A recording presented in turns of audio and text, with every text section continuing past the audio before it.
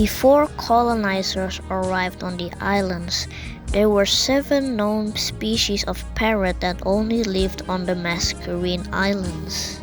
But fast forward today, and only one is left, which is the Echo Parakeet. They live on the island of Mauritius.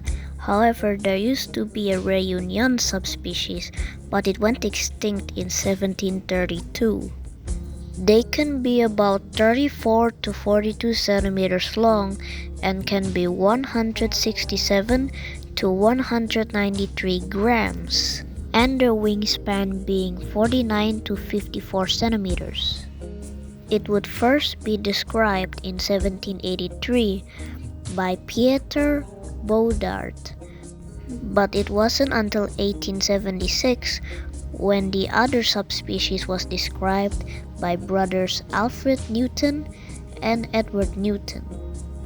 They are currently listed as being vulnerable. However, there are still introduced species on Mauritius which compete with the Echo Parakeet. And that's the end of the video. If you enjoy, make sure you like and subscribe.